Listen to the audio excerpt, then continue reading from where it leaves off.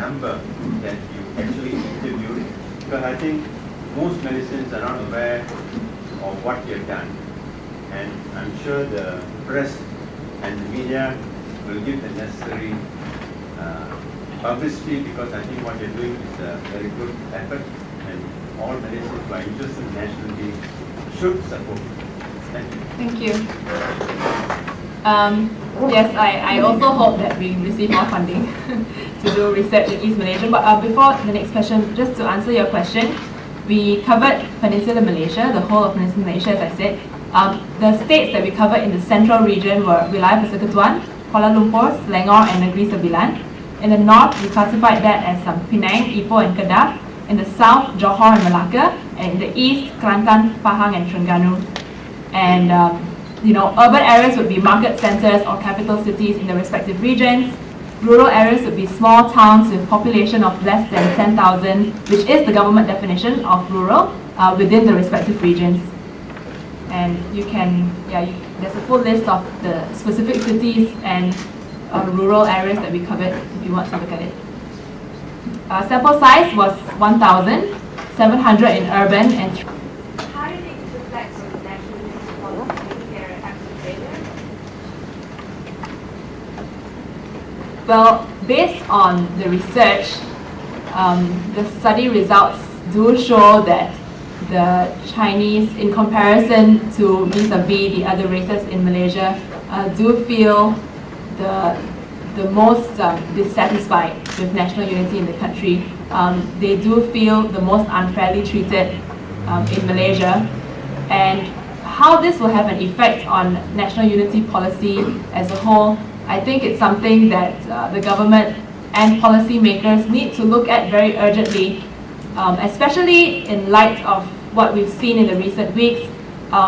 This study was not done last week or last month. It was done last year. And to confirm the sort of beliefs or perceptions that the Chinese, or the Indians for that matter, were feeling unfairly treated in the country. Can I just add to that? I think we are saying that the superficial type of campaigns or the superficial type of statements which are being made every day in the newspapers, where you have campaigns of national unity, where you have budaya events, are very surface level, very superficial. And this should really change. When you talk about national unity policies, what you need to look at really are the underlying problems which are faced by Malaysians all over. Education policies, scholarships, quotas, religious policies, racial policies. I think we must be more specific rather than just have campaigns or education or awareness programs which only scratch the surface. I think we are showing for the first time the data which has been coming out from, I think, a lot of people's perceptions. But here, when you ask us whether this is a perception, this is not a perception. This is based on pure research of 15-minute interviews with people on the ground, as compared to the usual telephone interviews. We didn't want to do the telephone interviews because you make your phone call, you're not sure who's on the other line, you're not sure whether he's comfortable talking to you. But here we had a research team going down to the ground, speaking to people for 15 minutes, getting their answers to these questions. So I think the thrust of our report, there's a thick report here, which will be released very soon, is that the superficial type of campaigns no longer work at the moment. I think we must really look at universities, our schools, and if we are ready to do that, then I think there's something to look forward to in the future. Just in addition to what Edmund said, there's a slide which I can show you later, but it talks to you about the different races giving suggestions to improve national unity. And you can see predominantly that the Chinese and the Indians are the ones giving suggestions, largely based on the premise of inequality, whether it's to do with education, economic, or otherwise. So very skewed towards that, whereas many of the Malays would still talk about having promotional campaigns and sports activities and so on. So you can see the differences between what people want to see happening out of national unity. Yeah, I think you have the question there. I noticed that you will be doing a survey, especially when it comes based on races. Okay, would there be actually any difference if you've done it according to just say different religions? Question one. Number two, same line, you have done the research based on central, north, and south. Would there be any difference if, let's say, divide peninsula into west and east? Would the results be actually significantly different?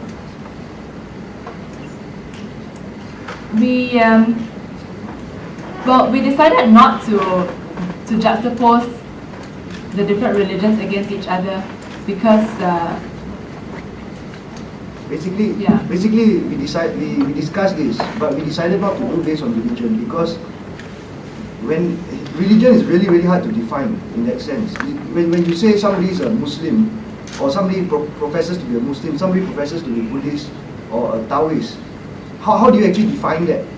You know, I may say I'm a Christian, you know, although I don't practice the Christian faith a lot.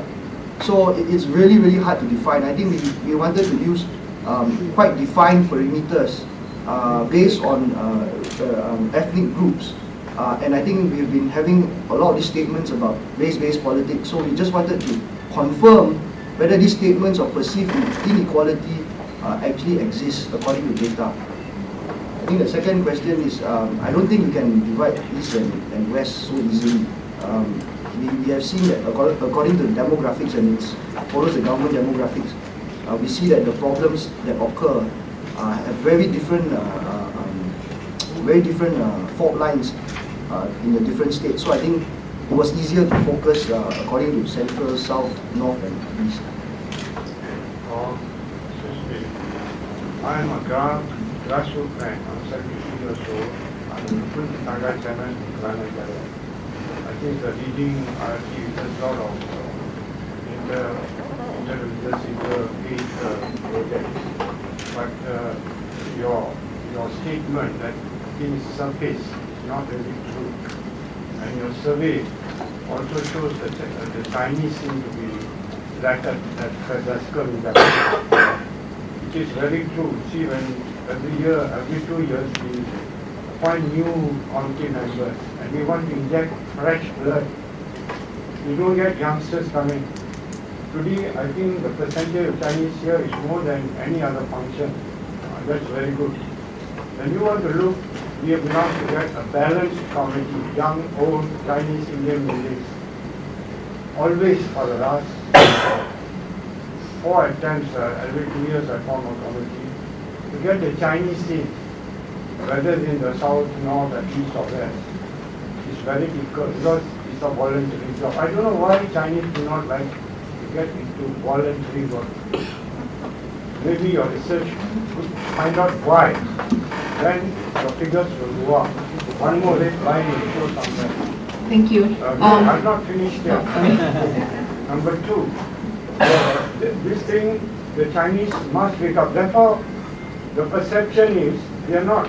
It is the Chinese themselves to blame. They say we are not getting it. They are not getting into the voluntary organizations where the inter-religious groups, interfaith groups are interreacting. In the government, the unity government, no doubt has got 100,000 vacancies. There are about 4,000 artists, just artists around the country, and each is being paid roughly 7,000 hours from this year. Like this is 30 million just given out. So only about 50 million are left behind. It's worth finding out where this money is going.